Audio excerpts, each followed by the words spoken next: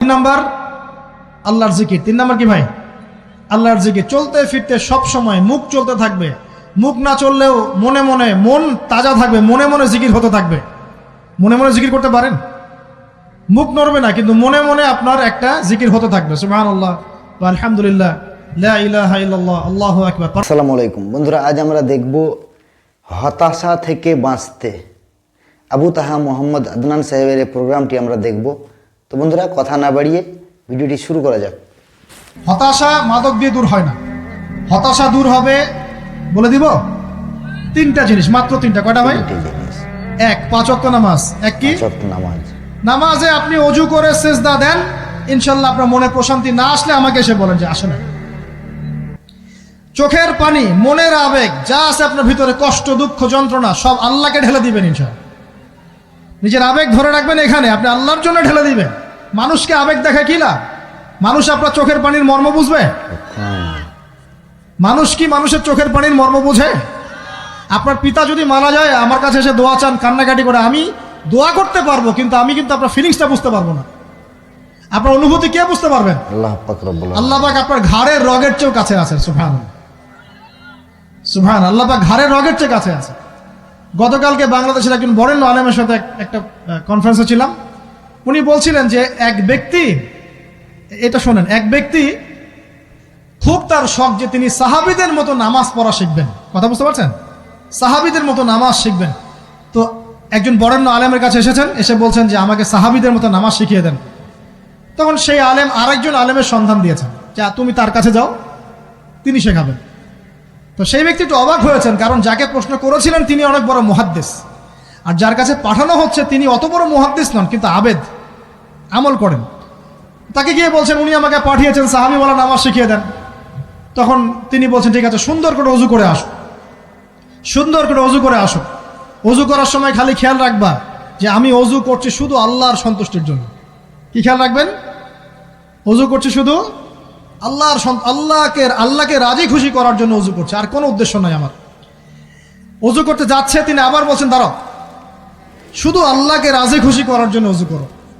আবার শুরু করছেন, আবার বলছেন শোনো, শুধু আল্লাহকে রাজি খুশি করার জন্য ওযু করো।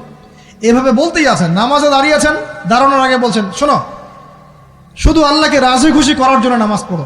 বলতেই আছেন। এক পর্যায়ে সে ব্যক্তি নামাজ শুরু করলো, নামাজে মনোযোগ এদিক ওদিকে যায়, আর তার মাথায় এটা আসে, এই শুধু আল্লাহকে রাজি খুশি করার জন্য আমাকে নামাজ পড়তে হবে, শুধু আল্লাহকে রাজি খুশি করার জন্য নামাজ পড়তে হবে।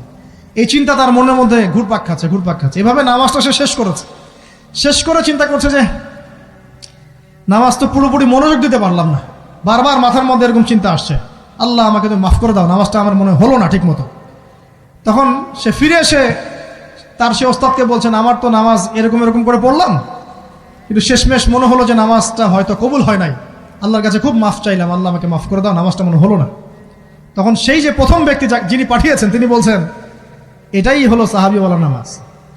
তারা আল্লাহকে রাজি খুশি করার জন্য নামাজ পড়তেন, নামাজ শেষ করে আল্লাহর কাছে ইস্তেগফার করতেন, আল্লাহ কিছুই হলো না, কিছুই হলো।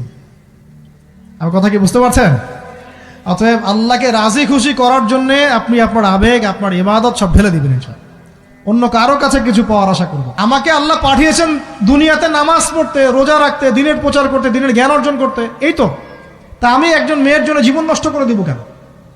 আমি তাহলে আল্লাহর কাছে কি মুখ দেখাবো, আর নবীর কাছে কি মুখ দেখাবো?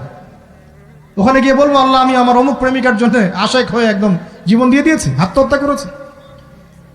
গেছে ভাই, যাইতে দেন। যে ব্যক্তি আপনার অবস্থানকে মূল্যায়ন করে নাই সে আপনার যোগ্য ছিল না। এখন আপনি কি করবেন? নিজের অবস্থান উন্নত করেন, আপনার পিছনে লাইন ধরে ঘুরবে ইনশাআল্লাহ। এটাই বাস্তবতা। দুনিয়া খুব খারাপ জিনিস। মানুষের অবস্থানকে মূল্যায়ন করে, মানুষের অবস্থানকেই মূল্যায়ন করে, কিন্তু আল্লাহ রাব্বুল আলামিন আপনাকে সর্বাবস্থায় ভালোবাসেন। আলহামদুলিল্লাহ। এই যে আমরা এখন অনেক পাপ করছি না, আল্লাহ কি আমাদেরকে আযাব দিয়ে ধ্বংস করে দিয়েছেন? আল্লাহ পাক এখনো আমাদেরকে ভালোবাসেন, রহম করেন, আল্লাহ পাক অপেক্ষা করছেন কখন তওবা করবে, আমি তওবা কবুল করব। এই কখন আমার বান্দা খালি একবার বলে আস্তাগফিরুল্লাহ, আল্লাহ পাক সাথে সাথে মাফ করে দেবেন ইনশাআল্লাহ। আর সেই আল্লাহকে ভুলে আপনি কার পিছনে ছুটছেন? আমরা কিন্তু নিয়াত করতে পারি ভাই যে আমরা যারা ওয়াজ শুনলাম জীবনে কোনোদিন সিগারেটে হাত দিব না ইনশাআল্লাহ। রাজি আছি ভাই? অন্য বড় বড় জিনিস তো বহু দূরের কথা, আচ্ছা, অনেকে রাজি হয় নাই কেন? আপনারা কি অলরেডি আসক্ত? আমি অনেক ভাইকে দেখেছি মাশাআল্লাহ ইফতার খুলেই একদম ব্যঞ্জন টানা শুরু করে। হ্যাঁ, এটা যে হারাম আপনাদের কেউ ওয়াজ করে শোনায় নাই? এটাকে কি মনে করেন আপনারা, হারাম না হালাল? কেউ বলেছে মাকরু, নাকি মাকরু ফতোয়া দিয়েছে? মাকরু শব্দের অর্থ জানেন আপনি? মাকরু শব্দের অর্থ কি একটু শোনেন। সূরা বনী ইসরাইল খুলবেন। কোন সূরা? সূরা বনী ইসরাইল। আল্লাহ পাক বলছেন, আমি বনু ইসরাইলকে এই কাজগুলো করতে নিষেধ করেছি। কোন কোন কাজ? জেনা করো না, জেনার ধার কাছে যেও না, এতিমের মাল আত্মসাৎ করো না, শিরিক করো না ইত্যাদি। যারা আলেম আছেন তারা আমার কথা বুঝবেন। এই কাজগুলোর পরে আল্লাহ পাক বলছেন যে এই প্রত্যেকটা কাজ আল্লাহর কাছে মাকরুহ, অপছন্দের। কিসের? অপছন্দ। আর এটাকে আপনি সহজ মনে করছেন? নিয়াত করি আল্লাহ পাকের সন্তুষ্টির জন্য আমরা কোনোদিনও মাদকের সাথে সম্পৃক্ত হব না ইনশাআল্লাহ। আর বিশ্বাস করেন, শুধুমাত্র মাদকদ্রব্য নিয়ন্ত্রণ অধিদপ্তর এই আইন কানুন এগুলো দিয়ে, জরিমানা দিয়ে মানুষকে মাদক ছাড়ানো যাচ্ছে না, যাবে না। কেন যাবে না এটা আপনারা খুব ভালো করেই জানেন, আমি বলতে চাচ্ছি না। অনেক সময় মাদক বিরোধী কনসার্ট করে মানুষ, মাদক বিরোধী কনসার্টে ওঠার আগে এক বোতল ডাইল খেয়ে আসে আগে। এগুলো কি বাস্তব কথা বলছি না অবাস্তব কথা বলছি? আমাদের যুবক ভাইরা কোশ্চিন কালেও মাদকের ধার কাছে যাবেন না ইনশাআল্লাহ। একটা হাদিস খালি মনে রাখেন, একটা, এই হাদিসটা মনে রাখেন। নবী সাল্লাল্লাহু আলাইহি ওয়াসাল্লাম বলেছেন, কেউ যদি মাদকদ্রব্য সেবন করে তার 40 দিনের নামাজ কবুল হবে না। সিগারেট একটা খেয়েছি, 40 দিন নামাজ নাই। এরপর যদি সে তওবা করে আল্লাহ মাফ করে দিবে। আবার যদি মাদক খায় আবার 40 দিন কবুল হবে না। যদি আবার তওবা করে আল্লাহ মাফ করে দিবে। আবারও যদি খায় আবারও 40 দিন কবুল হবে না।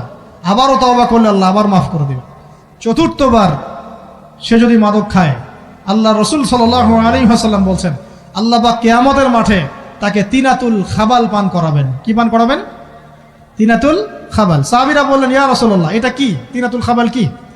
নবী সাল্লাল্লাহু আলাইহি ওয়াসাল্লাম বলছেন, এটা হচ্ছে জাহান্নামীদেরকে আযাব দেওয়ার পর তাদের রক্ত মাংসের যে পুঁজ বের হবে, এই যে ড্রিঙ্কস, জাহান্নামের হার্ড ড্রিঙ্কস, এই ড্রিঙ্কসের নাম হলো তিনাতুল খাবাল। আল্লাহ পাক আমাদের সবাইকে মাদক থেকে বাঁচিয়ে রাখে। আমল হচ্ছে কোরআন তেলাওয়াত। যে ব্যক্তি কোরআন তেলাওয়াত করতে পারে নিয়মিত, তার মনের মধ্যে এই হতাশা, এই ভীরুতা, এই কাপুরুষতা কিচ্ছু আসবে না ইনশাআল্লাহ। আমি গ্যারান্টি দিচ্ছি আপনাকে, হতাশা আসবেই না আপনার মনে যদি আপনি কোরআন বুঝতে পারেন। কোরআনের একটা আয়াত নিয়ে কোনো সময় দেখা যায় 2-3 ঘন্টা সময় পার হয়ে যাচ্ছে, আয়াতটা ছেড়ে সামনে যেতে পারছি না। কোরআনের ভিতরে ঢুকলে আপনি দুনিয়ায় ভুলে যাবেন কি হচ্ছে আশপাশে। আমি এমন অনেক আলেমকে দেখেছি যে একটা বই, পাতলা একটা বই, আরবি বই নিয়ে পড়া শুরু করেছেন, ওই যে ফজরের পরে জোহরের ওয়াক্ত হয়ে যাচ্ছে, বইটাই শেষ করতে পারেননি। বুঝতে পারবেন না, যখন আপনি ইলমের ভিতরে ঢুকে যাবেন, কোরআনের ভিতরে, হাদিসের ভিতরে, আপনার দুনিয়ার খেয়ালই নাই। একজন আলেম, তিনি এক রাত্রে একটা বই লিখেছিলেন, চটি বই, এক রাত্রের মধ্যে। বলা হচ্ছে, তার সম্পর্কে বলা হচ্ছে যে রাতের খাবার তাকে দেয়া হয়েছে যে আপনি এটা খেয়ে নেন। তো খাবারটা পাশেই আছে, খাবারটা খাবো, এটা লিখে খাবারটা খাবো, এরকম তার চিন্তা ছিল। ফজর হয়ে গেছে, বই লিখাও শেষ, খাবার এই অবস্থায় পড়ে আছে, ডুবে গেছেন ভিতরে, খাওয়ার মাথায় তার খেয়াল নাই। এরকম হয়। একজন মনীষী, বিখ্যাত মনীষী, রিয়াদুস সালেহীন কিতাবের রাইটার, সংকলক আল্লামা নববী রাহিমাহুল্লাহ, এরকম সারা রাত চলে গেছে, পাশের 2টা খেজুর, ওই 2টা খেজুর খাওয়ারই সময় পান। হাদিস নিয়ে গবেষণা করতে করতে করতে করতে রাত পার হয়ে গেছে। আমি বলতে চাচ্ছি, যখন ইলমের ভিতরে, কোরআন হাদিসের ভিতরে ঢুকে যাবেন, আপনার দুনিয়ার খেয়াল আপনার চলে যাবে ইনশাআল্লাহ। এই টেনশন, হতাশা, এই সেই বাদ, তখনই আল্লাহ পাক আপনাকে তার পক্ষ থেকে রহমত দিবেন, বরকত দিবেন, আল্লাহ আপনার দুনিয়ার কাজগুলো করে দিবেন ইনশাআল্লাহ। তখন দেখবেন কেউ আপনার দুনিয়ার ওই কাজটা করে দিয়েছে, কেউ ওই কাজটা করে দিয়েছে, কেউ বাসায় খাবার পাঠিয়ে দিয়েছে, আল্লাহ পাকই এগুলো করাই দিবেন ইনশাআল্লাহ। তো প্রিয় ভাইরা, মাদকে যাবো না আল্লাহর কাছে আসবো? 2 নাম্বার কোরআন তেলাওয়াত, 3 নাম্বার আল্লাহর জিকির। 3 নাম্বার কি ভাই? আল্লাহর জিকির। চলতে ফিরতে সব সময় মুখ চলতে থাকবে, মুখ না চললেও মনে মনে মন তাজা থাকবে, মনে মনে জিকির হতে থাকবে। মনে মনে জিকির করতে পারেন? মুখ নড়বে না, কিন্তু মনে মনে আপনার একটা জিকির হতে থাকবে, সুবহানাল্লাহ ওয়া আলহামদুলিল্লাহ, লা ইলাহা ইল্লাল্লাহ, আল্লাহু আকবার। পারা যাবে?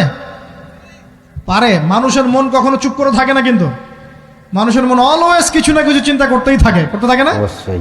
যতক্ষণ না ঘুমায় মানুষ, তো প্রিয় ভাইরা, বেশি বেশি জিকির করবো, সুবহানাল্লাহ, আলহামদুলিল্লাহ, লা ইলাহা ইল্লাল্লাহ, আল্লাহু আকবার, লা হাওলা ওয়ালা কুওয়াতা ইল্লা বিল্লাহ, এগুলো চলতে থাকবে। আল্লাহ পাক তৌফিক দান করুন, আমিন।